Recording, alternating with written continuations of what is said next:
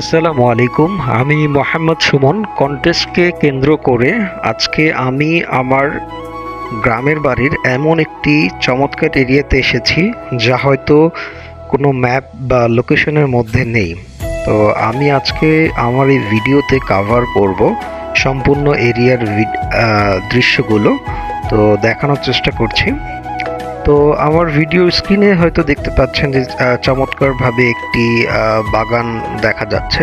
মূলত এখানে বেশ কিছু গাছ, ফুল, ফল, নানান ধরনের সবজি এখানে চাষ করা হয়ে থাকে। তো এই সবজিগুলো মূলত আসলে যার বাগান বাড়ি উনি নিজেও খাচ্ছে, প্লাস হচ্ছে এগুলো ব্যবসায়িকভাবে বিক্রিও করা হচ্ছে বাজারে। তো আমি এখানে মূলত হচ্ছে পারমিশন নিয়ে প্রবেশ করেছি। আমি দেখানোর চেষ্টা করছি। দেখুন, আম দেখা যাচ্ছে, ছোট্ট একটা গাছে বেশ আম ঝুলে আছে। আমি একটু একটু করে সামনে এগিয়ে দেখানোর চেষ্টা করছি। এই বাগানে মূলত হচ্ছে পেঁপে সহ নানান ধরনের গাছ রয়েছে।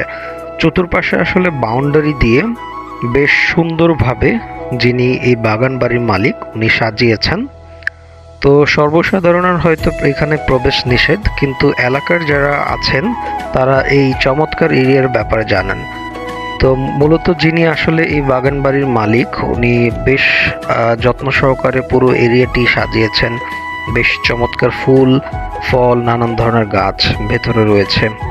এই জন্য এক সবুজ শ্যামল দৃশ্য আমি দেখানোর চেষ্টা করছি আমার ভিডিওতে একটু একটু করে এগিয়ে। তো দেখতে থাকুন সম্পূর্ণ ভিডিও। তো দেখুন, পেঁপে গাছে পেঁপে ধরে আছে। আমি আরেকটু সামনে আগাই। একটা লিচু গাছ দেখা যাচ্ছে। বেশ কিছু পেঁপে গাছের মধ্যে ধরে রয়েছে। তো পেঁপেগুলো আসলে বাগান মালিক নিজেও খায়, প্লাস এগুলো বাজারেও বিক্রি করতে পারে। চমৎকার একটি এরিয়া কভার করছি আমি দেখানোর।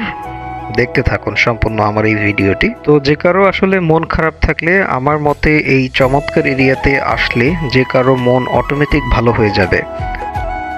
সামনে দুটো সিট ছিল বসার জন্য, যে কেউ চাইলে এখানে বসতে পারে। তবে আসলে সর্বসাধারণ যেহেতু প্রবেশ নিষেধ, অর্থাৎ যিনি এই এরিয়ার মালিক আছেন মূলত তারা এখানে সুন্দর সময় পার করে থাকেন।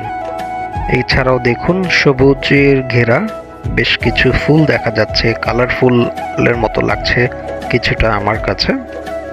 তো আমি দেখানোর চেষ্টা করছি, দেখতে থাকুন সম্পূর্ণ ভিডিওটি। মোটামুটিভাবে আমি কাভার করেছি আমার এই ভিডিওতে এই হিডেন এরিয়ার সবকিছু দেখানোর জন্য। ধন্যবাদ সবাইকে আমার এই ভিডিওটি দেখার জন্য।